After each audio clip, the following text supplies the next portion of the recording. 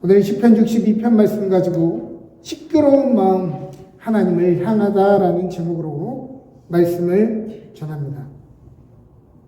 오늘은 기도를 주제로 말씀을 나누려고 합니다.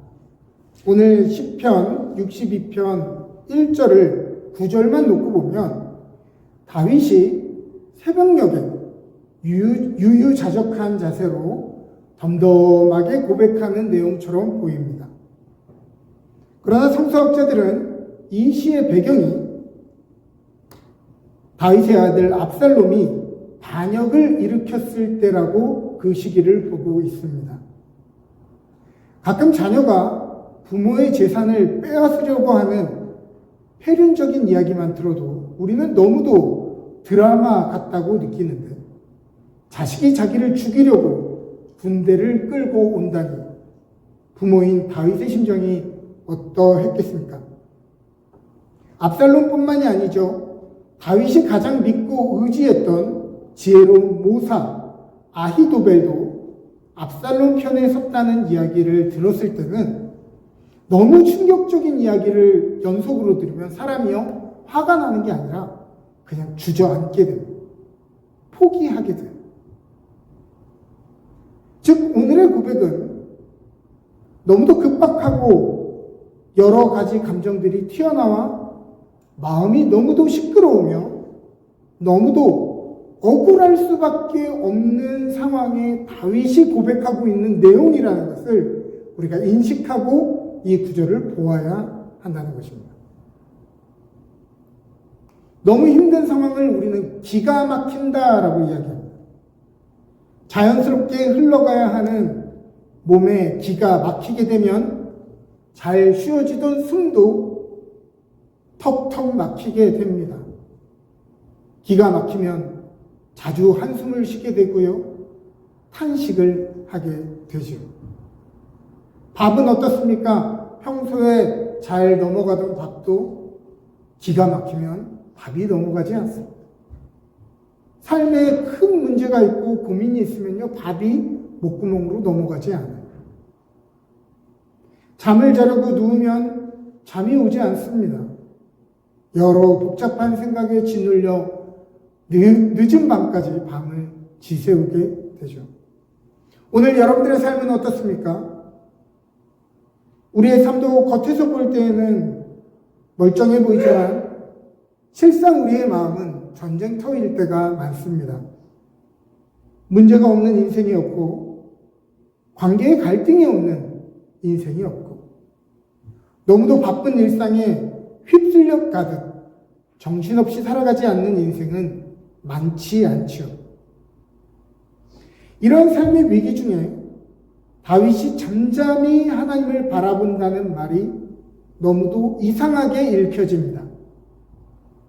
배신자들의 추격을 피할 안전한 루트를 고민해야 하고 바쁘게 도망가야 하고 서둘러 그나마 자기에게 남아있는 자기를 지지해주는 사람들을 모아야 하는 정말 정신없고 바쁜 때처럼 보이기 때문에 그렇습니다.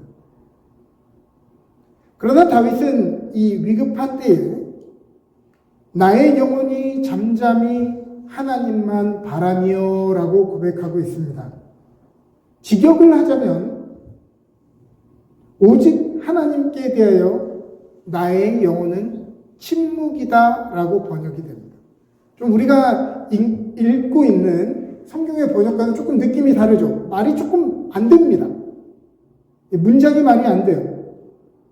한국어로 해석해 놓고 나니 이상하긴 하지만 굳이 제가 이것을 직역한 것은 나의 영혼과 침묵이 동격으로 되어 있고 침묵은 내 영혼의 상태와 동격으로 되어 있다는 것을 설명하기 위해서 제가 어색한 이 원문을 읽은 것입니다.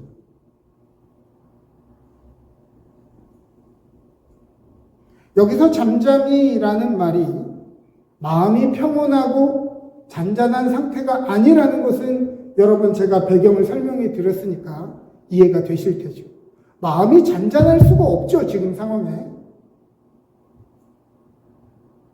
그러면 여기서 잠잠이는 무엇을 의미하느냐? 이것은 이런 뜻입니다.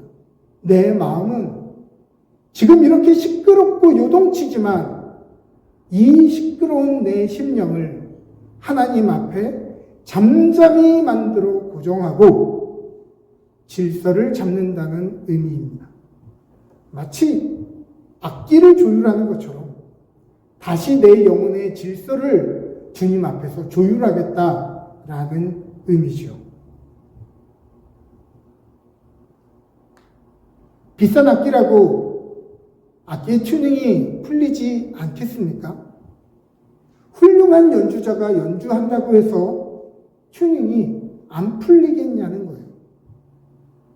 우리는 우리의 삶에 우리의 마음이 시끄럽고 우리의 삶이 튜닝이 풀리는 것을 너무 충격을 받아 합니다.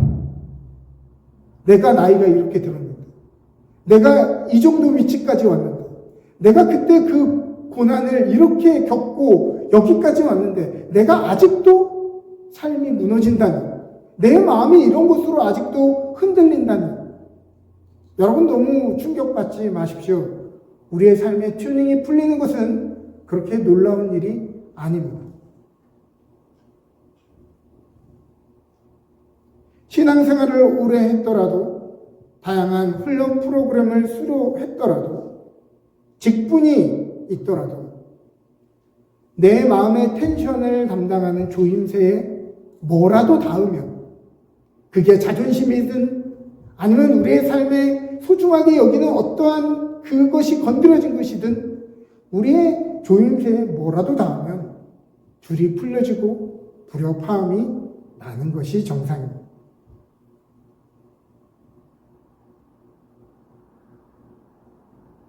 튠이 풀리면 어떤 일이 일어나냐면 마음이 조급하고 불안하고 근시안적으로 비이성적인 판단을 하게 됩니다. 저 또한 그렇습니다. 그때는 열심히 하면 안 되고요, 멈춰서서 다시 마음을 조정해야 합니다. 조율이 풀린 악기를 가지고 열심히 연주할수록 연주는 더 꼬이게 되는 것입니다. 만일 이 연주가 내 혼자 연주하는 것이 아니라 함께 연주하는 것이라면, 그것이 가정이든 그것이 직장이든 그것이 교회이든 함께 무언가를 연주해야 하는, 하모니를 이루어야 되는 상황에 다다른다면 이 소음과 불협화음은 더 불편하게 느껴질 것입니다. 그런데 정말 문제는 내가 튜닝이 풀렸는데 자꾸 다른 사람을 째려본다는 데 문제가 있죠. 내 튜닝이 풀렸는데 자꾸 다른 사람을 쳐다보는 겁니다. 저거 왜, 소리가 왜 저렇게 나? 나에게서 그 소리가 나고 있는 거예요. 오늘 고장난 심령을 가지고 열심히 살면 살아갈수록 우리의 삶에는 더 많은 문제와 갈등이 발생합니다. 인정하십시오. 우리의 마음은 언제든 시끄러울 수 있습니다. 문제는 우리의 마음이 시끄러울 때 대부분의 사람들이 어떻게 반응할지를 몰라서 너무도 미숙하고 어리석은 결정을 하게 되는 것이 문제입니다. 오늘 많은 사람들은 마음이 시끄러울 때 이제는 내 삶의 환경을 바꿔야 되는 때인가라고 고민합니다. 이제 교회를, 사는 지역을, 직장을, 때로는 배우자를 떠날 때가 되었나 고민하게 된다는 것입니다. 새로운 자리로 가면 내 마음이 안정될 것이라고 생각하는 것이에요. 또 어떤 사람들은 마음이 복잡할 때 그것을 잊을 도피처를 찾기를 원합니다. 잠시 동안 그것을 잊어버릴 다른 즐거움, 다른 안정감 같은 건 말이죠. 사람은요, 마음이 피곤하면 무의식적으로 몸이 졸리게 돼요. 무기력하고 잠을 많이 자게 되죠. 깨어있으면 정신이 너무 힘들기 때문에 자꾸 자게 되는 것입니다. 시끄러운 마음이 생기면 내 삶이 느슨하니까 별의별 잡생각이 다 들어오네? 라고 생각하고 더 열심히 살라고 말합니다. 목표를 정해놓고 열심히 살다 보면 이것을 이루고 저것을 가지는 과정을 통해 우리의 이 혼란스러운 마음이 극복될 것이라고 이야기합니다. 그러나 신앙의 선배들은 하나같이 입을 모아 우리에게 이야기하고 있습니다. 그때야말로 우리가 기도할 때라고 말입니다.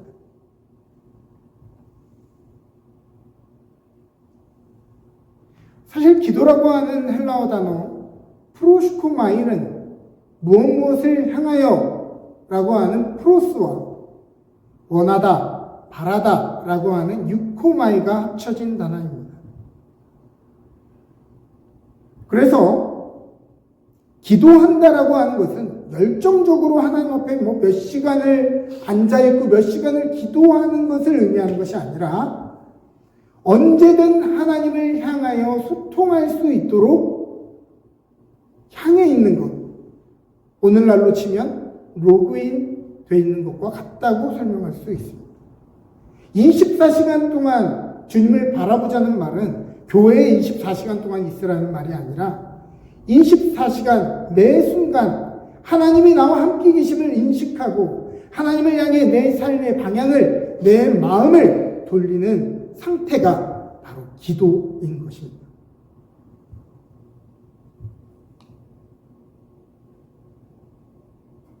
성 어거스틴은 그의 서신집 130번째 편지에서 기도는 하나님께 우리의 소원을 알리는 것이 아니라 그분의 선물을 받을 마음을 넓히는 것이다 라고 이야기했습니다. 어거스틴은 기도를 우리가 하나님께 고백하는 요구의 목록이 아니라 우리 마음의 확장으로 이해해야 된다고 말한 것이죠. 마틴 루터는 오늘을 나는 할 일이 너무 많아서 처음 3시간을 기도로 보내지 않으면 안 된다라고 했습니다. 기도는 우리의 삶에 시간이 남을 때 하는 것이 아니라 신앙의 최우선 질서를 세우는 것으로 보았습니다. 더 많은 일을 해야 되기 때문에 그것에 대해서 하나님께 내 마음을 드리고 묻는 시간을 가져야 된다는 것이죠. 파스칼은 그의 책 팡세에서 인간의 모든 불행은 혼자 조용히 방 안에 머물 줄 모르는 데서 온다라고 이야기했습니다. 우리는 마음이 시끄럽고 복잡하기 때문에 침묵과 멈춤이 어렵다고 생각하지만 도리어 파스칼은 침묵과 멈춤의 부재가 내면의 무질서를 낳는다고 이야기했습니다. 우리는 마음이 시끄러워서 침묵할 수 없다고 얘기하는데 침묵하지 않기 때문에 우리의 마음이 무질서하다는 거예요. 반대의 관점이죠. 파스칼의 관점에 의하면 기도는 이렇게 저렇게 갈라진 우리의 존재를 한 자리로 모으는 시간이다라고 할 수 있겠습니다. 디트리 보네퍼는 그의 책 시편 기도서에서 기도하지 않는 사람은 자신도 모르게 자기 자신에게 매이게 된다라고 이야기했습니다. 보네퍼는 기도를 하지 않는 상태를 중립적인 상태가 아니라 자신을 신의 자리에 앉힌 것으로 보았습니다. 기도를 안 하는 것은 그저 하나님을 안 찾는 상태가 아니라 자기 자신을 하나님의 자리에 앉힌 상태라고 이야기하는 것이에요. 무기력한 자기 자신을 마치 미래를 예측할 수 있고 무엇인가 해결할 수 있을 것 같은 존재로 착각하기에 우리는 염려하고 두려워한다는 것입니다.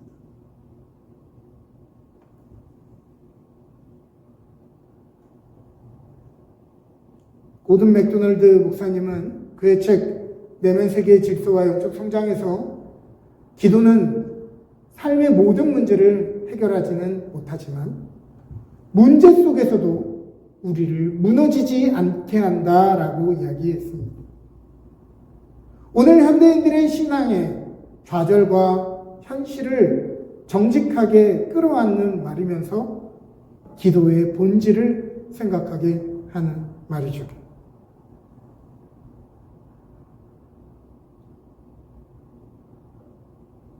어떤 사람은 하나님은 내 기도에 응답하지 않으신다라고 하소연합니다. 저 사람의 기도는 저렇게 잘 들어주시는데 하나님은 내 기도에 응답하지 않으신다. 그러나 하나님은 한 번도 우리에게 응답하시지 않은 법이 없습니다. 하나님은 우리의 아버지신데 그냥 아버지가 아니라 한이 없는 사랑의 아버지, 사랑의 화신, 아가페이신 하나님. 조건적인 사랑이 아니라 unfailing love, 헤세드의 하나님 아버지입니다. 허물 많은 악인도 아버지로서 자식에게 최고의 것을 주려 하는데 어찌 하나님께서 우리에게 제일 좋은 것을 주시지 않겠습니까? 기도란 내가 원하는 것이 원하는 때에 이루어지도록 하나님을 설득하는 기술이 아니라 하나님의 신실하심이 내 삶을 두르고 있다는 사실에 설득되는 시간입니다. 내가 하나님을 설득하는 시간이 아니라 하나님의 신실하심에 설득되는 시간이라고. 우리는 이것을 믿지 못하기 때문에 하나님과 어줍지 않은 거래를 하려고 하고 하나님을 향하여 분노도 하고 하나님을 때로는 등지기도 합니다. 그러나 하나님이 내 삶에 가장 좋은 것을 주시고자 하는 분인 것을 안다면 오늘 우리의 삶에 일어나는 그 의미들을 깨달으려 하고 우리의 조급함 때문에 하나님의 좋은 계획이 망쳐지지 않기 위해서 몸부림치며 노력할 것입니다. 응답이라고 하는 단어가 영어로는 answer죠. 그런데 이 answer 안에는 yes만 있는 것이 아닙니다. 때로는 no도 answer고요. 때로는 wait도 answer입니다.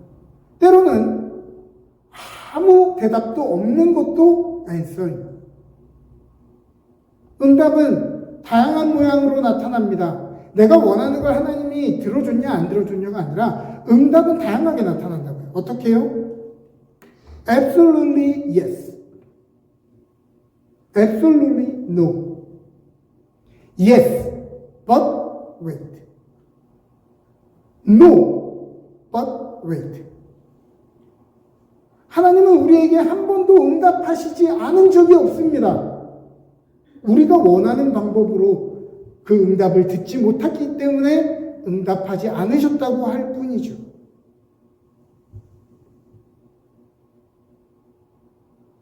기도는 내가 원하는 대답을 듣기 위한 응답을 위해서 하는 것이 아니라 하나님과 동행하기 위해 하는 것입니다. 그래서 기도하는 사람은 안광이 번쩍거리고 사람의 미래를 꿰뚫어 보는 것이 아니라 여전히 오늘의 문제는 미궁에 빠져 있고 내일을 알 수는 없지만 그 기도하는 시간들을 통해 하나님의 성품과 지혜를 닮아가는 사람입니다.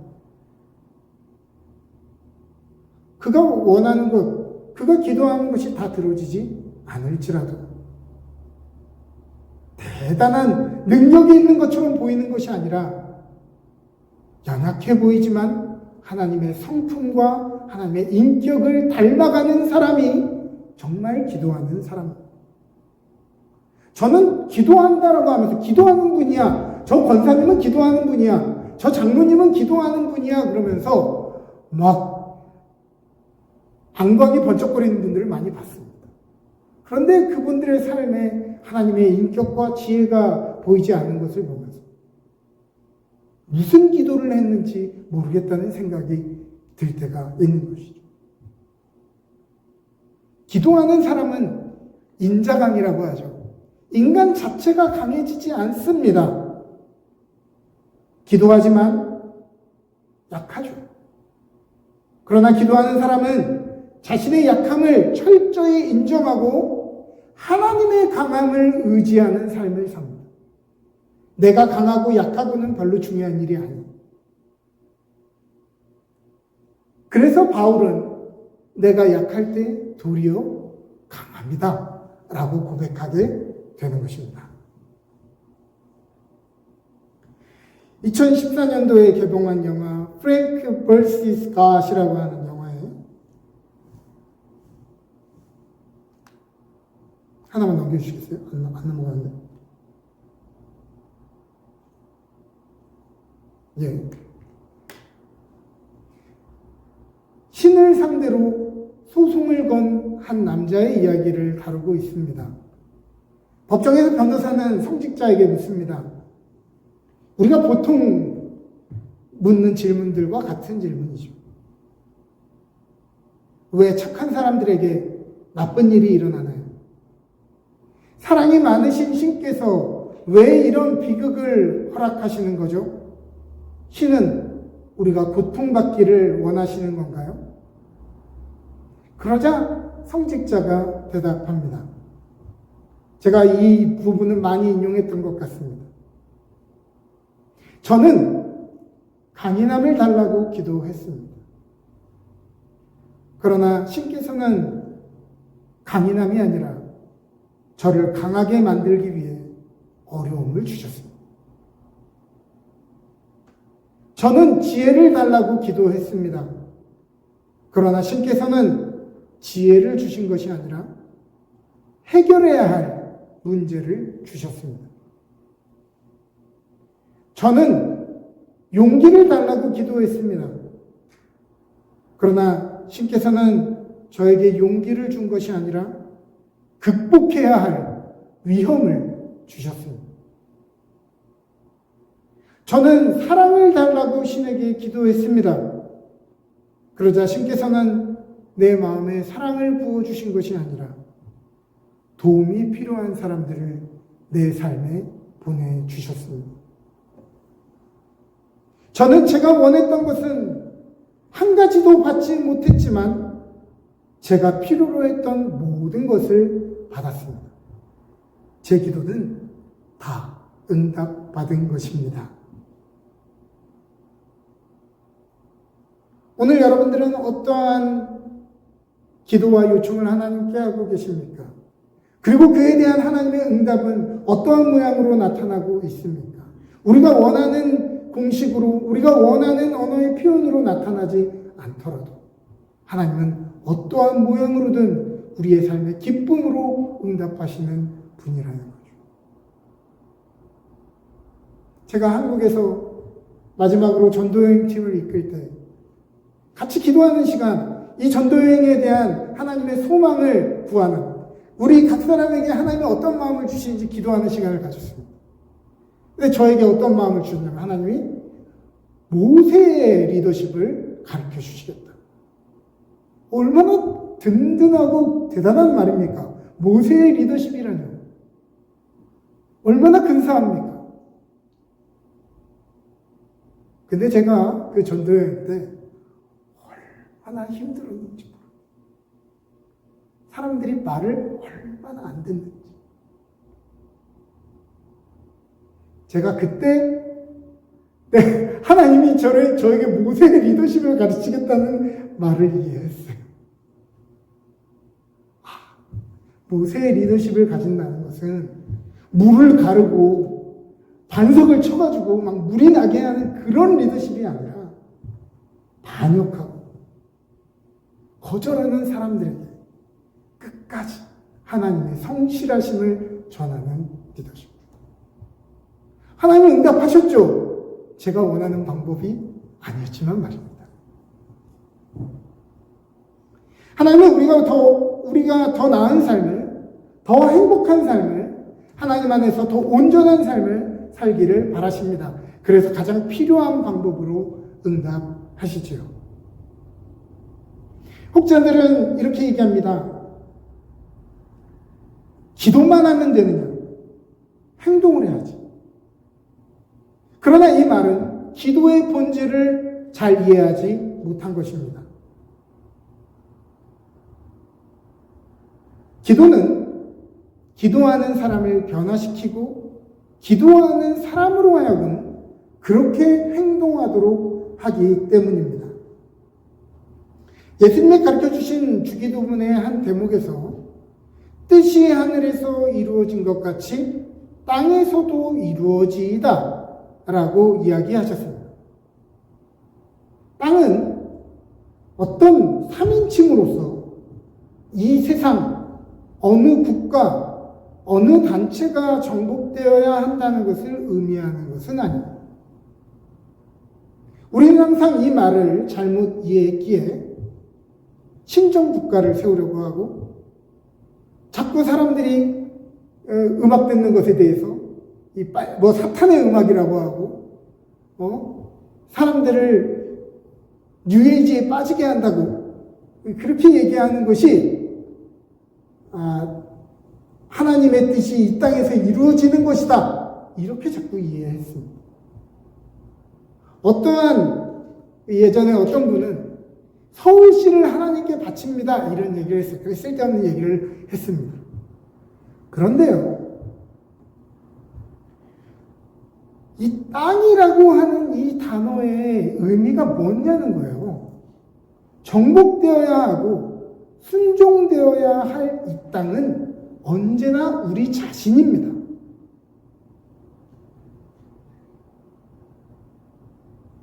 다른 말로 이야기하면 하나님의 뜻이 하늘에서 이루어진 것처럼 내 삶에서 모든 순간 이루어지게 하소서.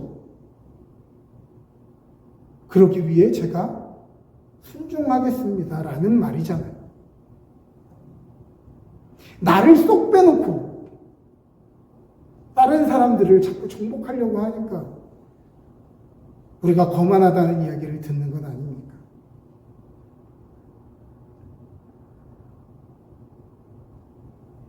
하나님의 뜻이 내 삶에, 내 언어에, 내 관계에, 내 삶의 모든 결정들 안에 이루어지게 하소서.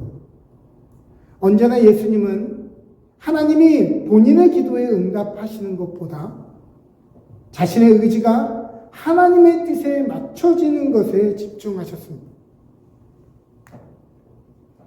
인간으로서 예수님의 인생의 절체절명의 순간이었던 십자가를 지시기 전날 겟세마네 기도에서 예수님은 땀방울이 핏방울이 되도록 기도하시며 할 수만 있다면 이 잔이 내게서 옮겨지게 해달라고 기도하셨습니다.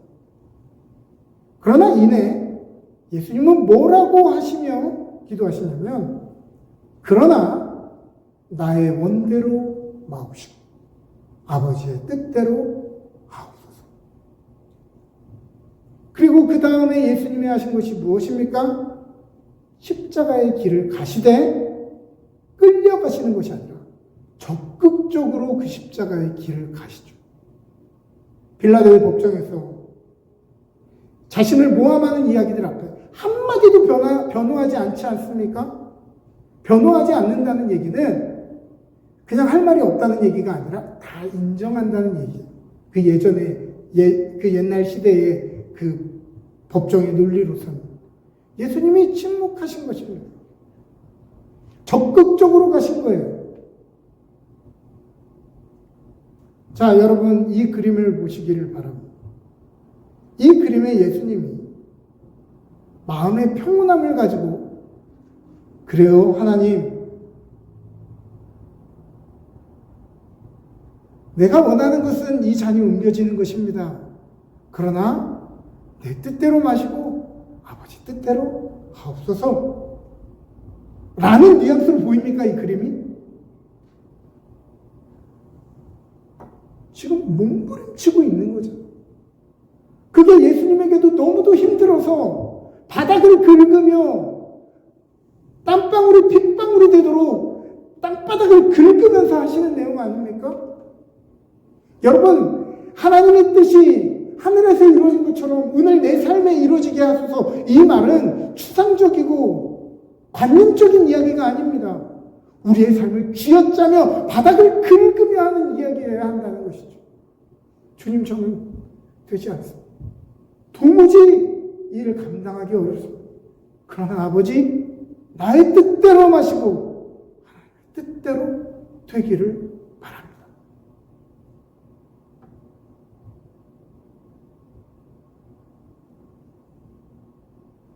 예수님이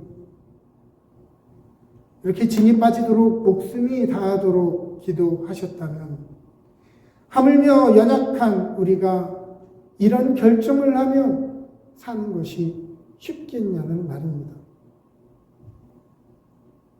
기도는 우리의 삶을 A냐 B냐 사이에서 머뭇거리게 하지 않습니다. 사람들은 A냐 B냐를 헷갈려 하면서 기도해 볼게, 기도해 보자 라고 이야기합니다. 아닙니다. 기도는 우리의 삶을 A, B 사이에서 머뭇거리게 하는 것이 아니라 이미 우리가 알고 있는 그 길을, 그 사이에 우리의 선택들을 더 명료하게 하는 것이 기도입니다. 우리는 그러잖아요. A와 B의 선택 앞에서 기도한다고 하잖아요. 그런데 정말 우리가 선택해야 하는 것을 몰라서, 우리가 가야 하는 길을 몰라서 그 기도를 하고 있냐는 말이에요. 안다는 것이죠. 우리가 뭘 해야 하는지, 뭘 선택해야 하는지. 그러므로 기도는 주님, A입니까? B입니까?가 아니라 주님, 제가 가야 하는 이 길을 끝까지 걷게 하옵소서. 이것이 기도의 본질인 것입니다. 말씀을 마칩니다. 기도는 우리에게 무엇이 있어야 하는 줄 아시는 선한 하나님께 하는 것입니다. 우리에게 무엇이 필요한가를 우리가 설명하고 설득할 필요가 없다는 말입니다. 기도는 응답의 기술이 아니고 관계의 과정이고 그 자체가 목적입니다. 하나님과 함께 하는 것이 기도죠. 하나님께 하는 것이 기도가 아니라 하나님과 함께 하나님을 향해 있는 것이 기도인 것입니다. 기도는 하나님을 설득하는 것이 아니라 흩어진 우리의 마음을 내 마음이 끼어들어 만들어 놓은 수많은 삶의 플랜 A, B, C들을 하나님 앞에 단순하고 명료하게 맞추는 자리입니다. 기도는 반드시 응답됩니다. 그 기도가 응답될 때까지 우리는 끊임없이 변화하기를 멈추지 않을 것이기 때문입니다. 이 시간 우리 함께 기도합니다.